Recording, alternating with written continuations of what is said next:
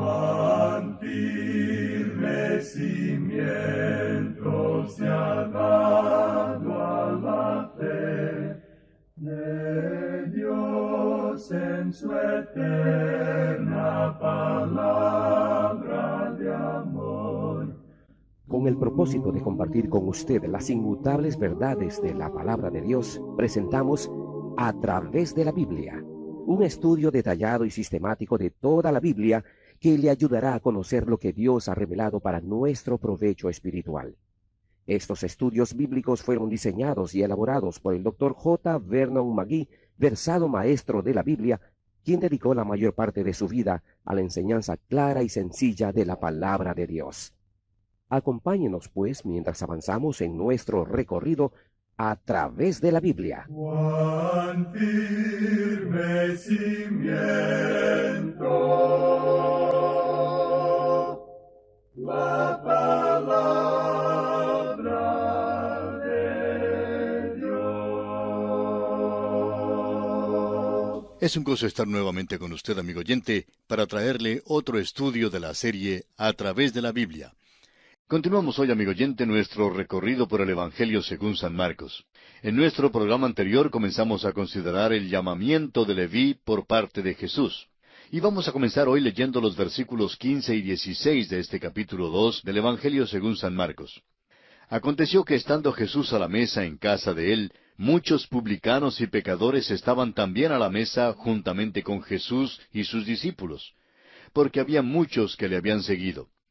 Y los escribas y los fariseos, viéndole comer con los publicanos y con los pecadores, dijeron a los discípulos, ¿qué es esto que él come y bebe con los publicanos y pecadores?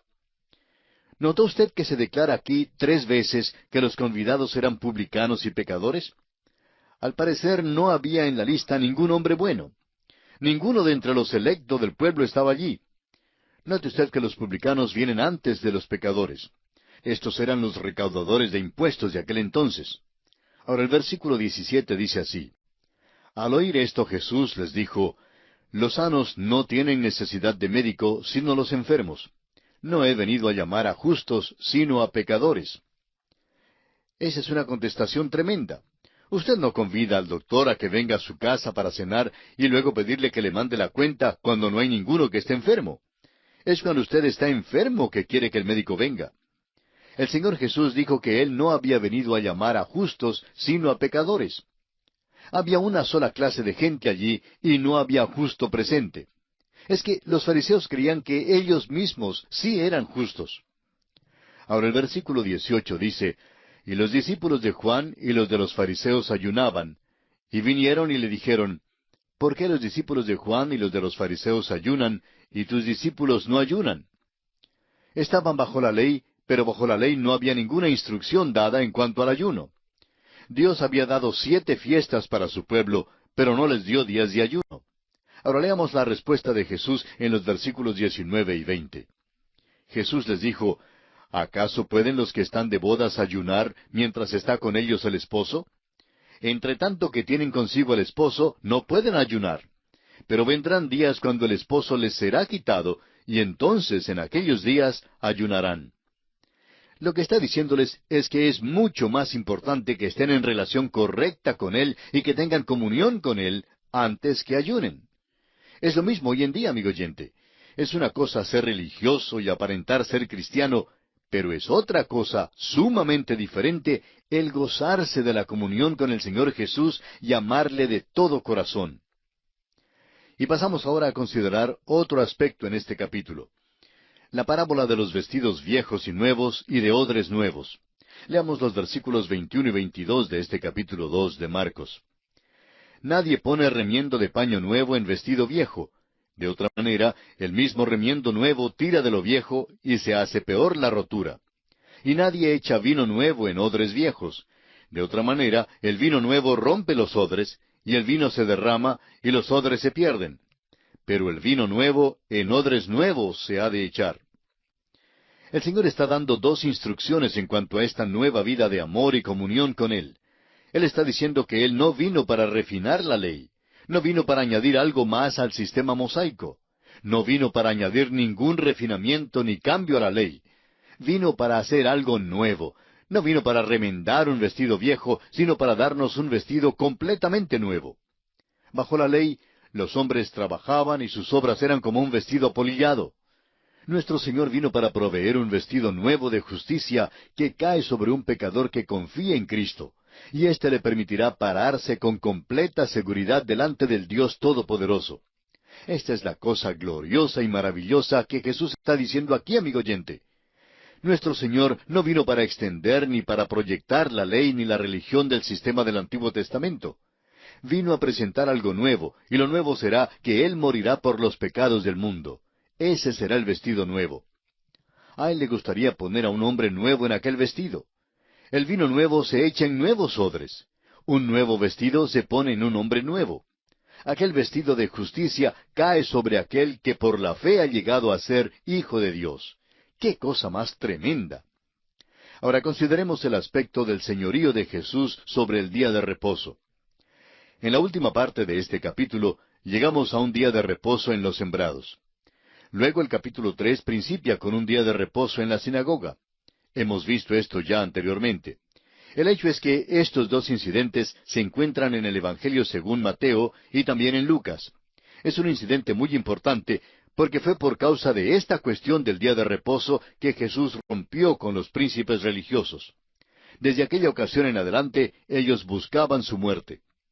En esta ocasión, Jesús reclama ser Señor del día de reposo. En la sinagoga, hace bien en el día de reposo. Surge, por supuesto, esta pregunta: ¿realmente violó la ley en uno u otro de los dos casos? Cuando los discípulos arrancaron espigas y comieron en el día de reposo, ¿violó Cristo la ley? Cuando Cristo sanó al pobre de la mano seca, ¿violó la ley del día de reposo? Claro que no. Él vino a cumplir la ley. Pero aquí vimos que Él realmente da una interpretación de esta acción y revela que Él es Señor del día de reposo y que el hacer bien es lo que reviste importancia vital. Leamos ahora el versículo 23 de Marcos 2. Aconteció que al pasar Él por los sembrados un día de reposo, sus discípulos, andando, comenzaron a arrancar espigas. La espiga evidentemente era de cebada o quizá pudo haber sido de trigo. Según la interpretación de los fariseos, tocante a su acción de arrancar espigas y comer, esto era lo mismo que recoger la cosecha y trillarla en el día de reposo. La ley les permitía arrancar espigas. Leemos en Deuteronomio capítulo 23, versículos 24 y 25, «Cuando entres en la viña de tu prójimo, podrás comer uvas hasta saciarte, mas no pondrás en tu cesto. Cuando entres en la mies de tu prójimo, podrás arrancar espigas con tu mano, mas no aplicarás hoz a la mies de tu prójimo». Realmente estaban guardando la ley. Si hubieran aplicado la hoz, entonces habrían estado recogiendo la cosecha. Pero los fariseos habían puesto su propia interpretación a esta acción, y por esto la interpretaron como una violación de la ley. Sigamos con el versículo 24. Entonces los fariseos le dijeron: «Mira, ¿por qué hacen en el día de reposo lo que no es lícito?». Los príncipes religiosos realmente fueron los que violaron la ley cuando determinaron la muerte del Señor Jesús. Encontraremos en el capítulo siguiente que conspiran su muerte, y esto ciertamente fue una violación de la ley. Ahora, en los versículos 25 y 26 leemos: «Pero él les dijo: ¿Nunca leísteis lo que hizo David cuando tuvo necesidad y sintió hambre, él y los que con él estaban? ¿Cómo entró en la casa de Dios, siendo Abiatar sumo sacerdote, y comió los panes de la proposición, de los cuales no es lícito comer sino a los sacerdotes, y aun dio a los que con él estaban?» Jesús no insistió en que él no había violado el día de reposo. Realmente rehusó disputar este punto con ellos. Discute ahora la vida del rey David, y citó el incidente de la vida de David, aquel cuando David había violado definitivamente la ley mosaica, pero que había sido justificado en violarla. Y es que, amigo oyente, no se podía obligar la aceptación de la letra de la ley cuando ésta causaba privaciones sobre uno de los siervos de Dios que trataba de servirle. Y esta, claro, es la historia de David, y nuestro Señor la usa aquí para ilustrar este principio. Ahora los versículos 27 y 28 de Marcos capítulo 2 dicen: «También les dijo: el día de reposo fue hecho por causa del hombre, y no el hombre por causa del día de reposo. Por tanto, el Hijo del Hombre es Señor aún del día de reposo». Este es un gran principio en cuanto al día de reposo y su significado. El día de reposo realmente fue hecho por causa del hombre y no el hombre por causa del día de reposo. Aquí también hay otro gran principio, y es que el Señor Jesús es Señor del día de reposo. Recuerde usted que no estamos bajo el viejo sistema mosaico en cuanto al día de reposo, porque era parte del pacto específico entre la nación de Israel y Dios. Dios mismo lo dice en Éxodo 31, 12 al 17. Este incidente del día de reposo en los sembrados y el incidente del día de reposo que encontraremos en el principio del capítulo 3 deben ir juntos. De modo que, aunque hay una pausa entre capítulos aquí en la Biblia, vamos a continuar nuestro estudio de los incidentes que se relacionan con el día de reposo.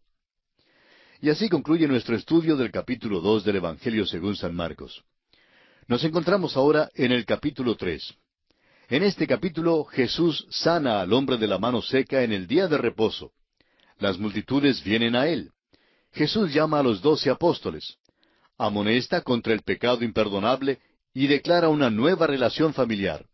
Leamos los primeros 2 versículos de este capítulo 3 del Evangelio de Marcos. Otra vez entró Jesús en la sinagoga, y había allí un hombre que tenía seca una mano.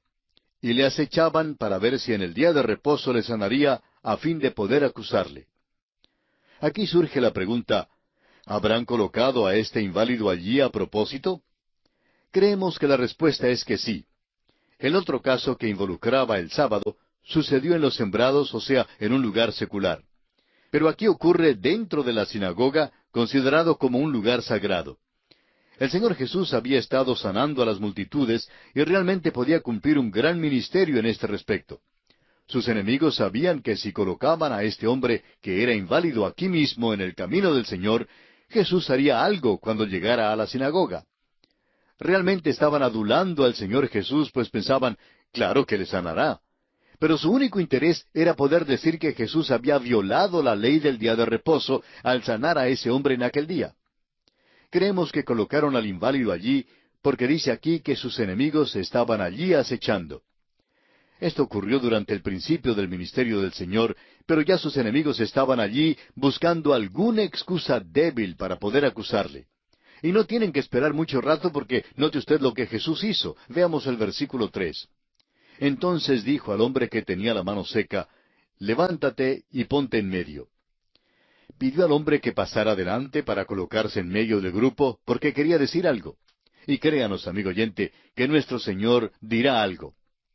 En el versículo 4 de Marcos 3, Jesús hace una pregunta incisiva. Y les dijo, ¿es lícito en los días de reposo hacer bien o hacer mal? ¿Salvar la vida o quitarla? Pero ellos callaban. Ellos habían aprendido a no contestarle ya, porque siempre metían la pata cuando le habían contestado antes. Leamos el versículo 5. Entonces, mirándolos alrededor con enojo, entristecido por la dureza de sus corazones, dijo al hombre, extiende tu mano. Y él la extendió, y la mano le fue restaurada sana. Ahora el Señor Jesús atravesó todo el formalismo de sus tradiciones y llegó al corazón mismo de los propósitos originales de Dios en dar el día de reposo a Israel. Sus enemigos no le contestaron porque sabían que no podían contestarle y sabían que se incriminarían si decían una sola palabra. Note usted que el Señor Jesús los miró con enojo. Jesús podía enojarse. El doctor Graham Scroggie anota que la palabra para enojo aquí está en el pretérito indefinido, o sea, el aoristo en el griego, y que lleva el sentido de un enojo momentáneo. La palabra griega para entristecer aquí se usa en el tiempo presente, y tiene el sentido de una tristeza continuada. Lo que tenemos entonces aquí es esto. Entonces, mirándolos alrededor con enojo momentáneo, pues él no guardaba rencor ni era premeditado, pero entristecido por la dureza de sus corazones, y esto sí que era algo que guardaba. Siempre guardaba aquella tristeza terrible por causa de la dureza de sus corazones. Y así Jesús procede a sanar al hombre. Era el día de reposo, pero siendo que el día de reposo fue hecho para el hombre, y siendo que Él es el Señor del día de reposo, Jesús sanó al hombre de la mano seca en el día de reposo. El incidente que se encuentra en la última parte del capítulo 2 y este incidente aquí tienen que ser considerados juntos. Estos dos incidentes causaron el rompimiento de Jesucristo con los príncipes religiosos. Ante este milagro indiscutible, veamos la reacción de los líderes religiosos en el versículo 6. Y salidos los fariseos, tomaron consejo con los herodianos contra él para destruirle. Aquí tenemos el rompimiento de su relación con los príncipes religiosos. Por causa de estos dos incidentes, ambos relacionados con el día de reposo, estos sabuesos de odio seguían las huellas de Jesús y no dejarían de seguirlas hasta cuando se cruzaran los brazos bajo su cruz en el monte Calvario. Este es el principio de un plan y complot para matarlo. Y pasamos ahora a considerar otro aspecto. Leamos los versículos 7 y 8 de Marcos capítulo 3. Mas Jesús se retiró al mar con sus discípulos, y le siguió gran multitud de Galilea. Y de Judea, de Jerusalén, de Idumea, del otro lado del Jordán, y de los alrededores de Tiro y de Sidón, oyendo cuán grandes cosas hacía, grandes multitudes vinieron a él. Note usted que ahora la multitud viene de varias regiones y le siguen. Nuestro Señor se retiró discretamente en este tiempo porque dijo, aún no ha venido mi hora. Así lo leemos en Juan capítulo 2, versículo 4. Más adelante veremos que enfrentó toda la oposición en Jerusalén, pero ahora se ha retirado y sin embargo las multitudes provenientes de toda la región le seguían. Si usted anota todos estos lugares mencionados en el texto y los busca en el mapa, notará que incluye toda aquella región. Y todos han venido para escuchar al Señor Jesucristo. Ahora Jesús se encuentra en otro peligro. Esta vez no procede de los príncipes religiosos porque ellos temen la multitud. Se encuentra en peligro de ser oprimido por el populacho. Usted sabe que hoy en día una persona célebre tiene que ser protegida del populacho. Y ahora fíjese usted cómo lo hace Jesús. Leamos los versículos 9 y 10. Y dijo a sus discípulos que le tuviesen siempre lista la barca a causa del gentío, para que no le oprimiesen. Porque había sanado a muchos, de manera que por tocarle, cuantos tenían plagas caían sobre él. Las multitudes no sólo le estorbaban, sino que también ponían su vida en peligro al oprimirle por todos lados. Otra vez vemos aquí que dice que sanó a muchos. No se puede reducir muchos a unas cifras redondas, pero muchos quiere decir muchos. Los evangelios cuentan de solo unos pocos casos específicos entre la gran cantidad que Jesús sanó. La desesperación de la gente también es significativa. ¿Sabe, amigo oyente, que la familia humana es una familia necesitada? Todos pertenecemos a esta familia. Leamos ahora los versículos 11 y 12 de este capítulo 3 de Marcos. Y los espíritus inmundos, al verle, se postraban delante de él y daban voces diciendo, Tú eres el Hijo de Dios. Mas él les reprendía mucho para que no le descubriesen. Ahora vemos que los espíritus inmundos le reconocieron. Vamos a dejar este asunto por ahora, porque más adelante, en su debido tiempo, deseamos hacer un énfasis especial sobre este tema de la posesión de demonios. Vemos de nuevo hoy en día lo que se conoce como el demonismo, y mucho está ocurriendo en el terreno del ocultismo.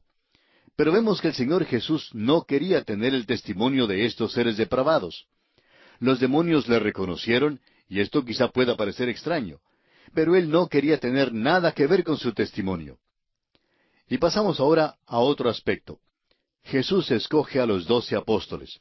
Empezamos ahora a ver la voluntad soberana de Dios en elegir y ordenar a los 12 discípulos. Leamos el versículo 13 de Marcos 3.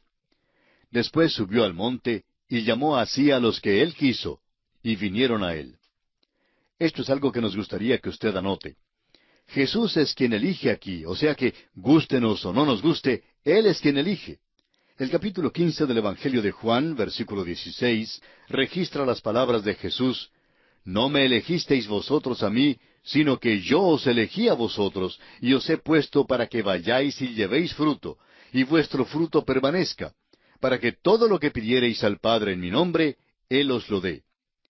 No es irreverente decir que considerando que Él los eligió, y que ellos no lo eligieron a Él, Él es responsable de ellos. Eso nos da mucho consuelo. Dios, amigo oyente, le ha salvado a usted, comenzó la buena obra y Él permanecerá con usted. Él le ayudará hasta lo último. Eso es lo que esto significa. Y cuando Jesús los llama, ellos responden. En los versículos 14 y 15, Jesús comisiona a sus discípulos. y estableció a 12 para que estuviesen con él, y para enviarlos a predicar, y que tuviesen autoridad para sanar enfermedades y para echar fuera demonios. Este es el llamamiento final de Jesús a los apóstoles. Aquí es cuando ellos realmente se constituyen en sus apóstoles, y aquí es donde son enviados a realizar un ministerio para Él. Al enviarlos, Él no los acompaña físicamente. Marcos no nos da los detalles aquí, pero en Mateo capítulo 10, versículos 5 al 42, se anotan tanto el mensaje como el método que debían usar en aquel tiempo en particular. En los versículos 16 al 19 de este capítulo 3 de San Marcos se nombran los apóstoles. Y vamos a leer ahora la lista de esos 12 apóstoles. Primero, Simón Pedro, quien se encuentra primero en todas las listas de los apóstoles. En segundo lugar, tenemos a Jacobo, hijo de Zebedeo. Luego tenemos a Juan, hermano de Jacobo. Viene después Andrés, hermano de Simón Pedro, y quien se nombra comúnmente junto con su hermano. Tenemos luego a Felipe, Bartolomé, quien también se llama Natanael, Mateo, Tomás, Jacob, hijo de Alfeo, Tadeo, que se llama también Lebeo, y Judas, Simón el cananista y Judas Iscariote. Estos son los hombres que Jesús eligió. Y pasamos ahora a otro aspecto importante, la amonestación de Jesús en cuanto al pecado imperdonable. Leamos los versículos 22 al 26 de este capítulo 3 de Marcos.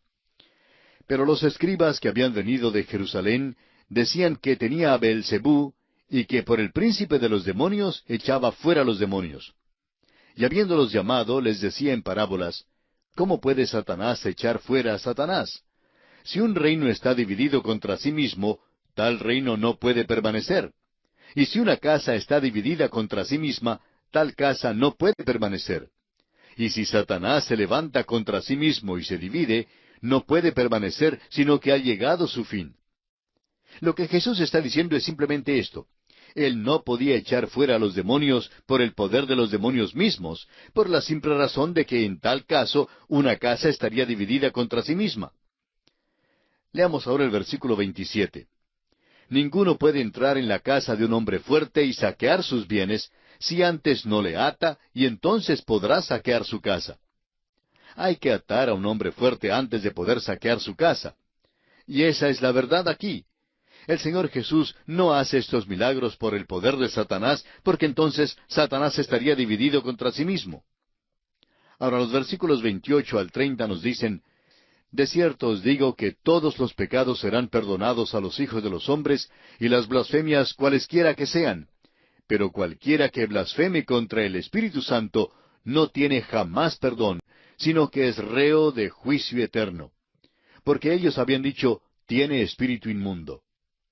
Aquel, pues, fue el pecado imperdonable de aquel entonces. No puede ser cometido hoy en día de esa manera. En primer lugar, ellos tienen a Jesucristo, la segunda persona de la deidad, presente con ellos, y le acusan de hacer estos milagros por Beelzebú. Ahora Jesús hizo estos milagros por el poder del Espíritu Santo. Por tanto, en realidad, estaban rechazando las obras de dos personas de la deidad, el testimonio del Hijo y el testimonio del Espíritu Santo. Esto no puede ser cometido hoy en día porque Jesucristo no está aquí en cuerpo físico. Ahora es imposible cometer un pecado imperdonable hoy en día, si es que por ello usted quiere decir cometer un acto hoy, caer bajo convicción mañana y luego arrepentirse delante de Dios para después darse cuenta que Él no podría perdonarle.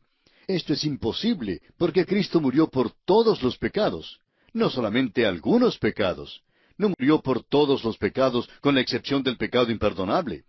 No hay tal cosa como el poder cometer hoy un acto que Él no pueda perdonar. Gracias a Dios por eso. Y aquí, amigo oyente, nos detenemos por esta ocasión. Concluiremos el estudio del capítulo 3 del Evangelio según San Marcos y comenzaremos con el capítulo 4 en nuestro próximo programa.